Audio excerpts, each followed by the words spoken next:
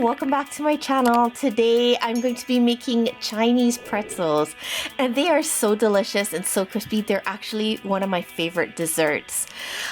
This is the first time that I'm making it, so I am going to go through some do's and don'ts in this video because I definitely had my share of don'ts in this video. Anyway, we are going to start off by using cornstarch. We're going to be using 16 ounces of cornstarch, or in this case, the entire box. It might seem like a lot, but that's what the recipe calls for. The next ingredient that we're going to be using is granulated sugar. This is 1 1/4 cup granulated sugar. We're just going to add that. Then we're going to be using 2 cups of flour. And as you can see, the bowl is getting pretty full. So we're getting close to my first don't. Anyway, we're going to continue on here. And the next ingredient that we're going to put in is 1 teaspoon of salt. The next ingredient is 4 eggs. As you can see, we're going right to the maximum that this bowl can hold. And we're going to add the 1 teaspoon of vanilla. Like I said, we're going to go through the do's and don'ts. The don't is you need a larger bowl. Do not put it in a small bowl. So what I did was I transferred it to a larger bowl and I kept on going. Anyway, the next ingredient that we're going to be using is 3 cups of very cold water. We want the water to be really cold because we want the pretzels to be really crispy. So we're going to be using 3 cups of cold water. And we're just gonna mix that up together, and we want to mix it really well because we want the dough to be very smooth and we want it to kind of end up looking like this. The reason why I had put it into the stainless steel bowl to begin with was because I wanted to keep the batter really cold. So what I decided to do was I decided to get that bowl back, and I decided to put a portion of the batter back in here. What we're gonna do is we're gonna get this stainless steel bowl and we're gonna get an ice bath and we're gonna just submerge the batter into the ice bath, because what we want to do is we want to keep it cold while we're frying our pretzels. So we're gonna get a pot of oil up to 375 degrees. It says 375 degrees in the recipe, but I really think that you should be turning down the heat once you start to fry your pretzels, because they're going to be cooking a little too fast and they're going to burn.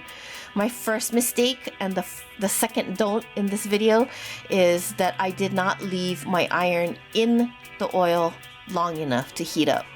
I just left it in a little bit, and when I put it into the batter did not adhere to the iron. You can see the video at the bottom, and it was a big mess. So the thing that you have to remember to do, and the thing that I had to remember to do, was to leave the iron in the oil, hot oil, long enough for it to heat up so that when you put it into the batter, it actually adheres to the iron like it is right here. And it should come off very easily like this. And I think that this video, by this time, the temperature of the oil was a little bit too hot. As you can see, the pretzel is getting brown a little too fast. I think that the oil was still a little too hot. I turned the heat down after this a little bit and then it was perfect. But as you can see, the pretzel on the top is still a little too brown. I like my pretzel not as cooked as this. I'm going to turn it over so you can see. I did end up using these pretzels, but they were a little bit too cooked for my taste. That's a little too cooked. You may want to fuss around with the temperature a little bit. When you see it cooking, you will know when it is too hot and it is cooking too fast and it is browning much faster than you would like it. What you don't want is you don't want your pretzels to burn. That's probably the worst thing that could happen. So I did turn down my temperature after this part of the video, and it was actually perfect. So the next part of the video, I'm going to show you exactly what I did. So this is after I turned down the heat a little bit. What you want to do is you want to make sure your iron is super hot so that when you put it into the batter, it actually sizzles. And you don't want to submerge it all the way in. You want to put it in up until the top so that it holds onto that batter. And when you put it into the oil, it should actually release quite easily off of the iron. It shouldn't take a lot. And this is after, like I said, I had turned down the heat of the oil, and this is about the temperature that you want your oil to be, because I'm turning this over. That is about what you want your pretzel to look like when it's getting ready to be done. You don't want it to be really dark brown. You want it to be kind of like a light brown so that it's not burnt. But it's a lot of trial and error, and you know, it does take some time to figure out what the right temperature is. But this is the look of the pretzel and how it should look when it's done. That's about the color that you would want it. The one thing that I did find out is that the next time I do this and the next time I make this, I am going to be using definitely a bigger iron. These were very small, and while they are very cute, and they're very cute little pretzels, it was so tedious. It took me, from the time I started cooking these, it took me about 4 hours.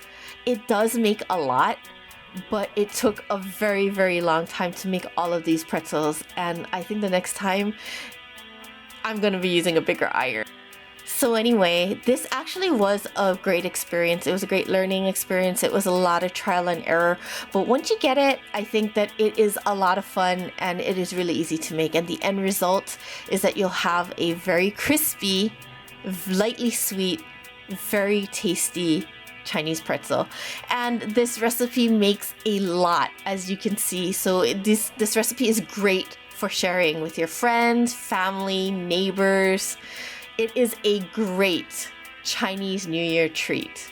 But anyway, thank you so much for joining me.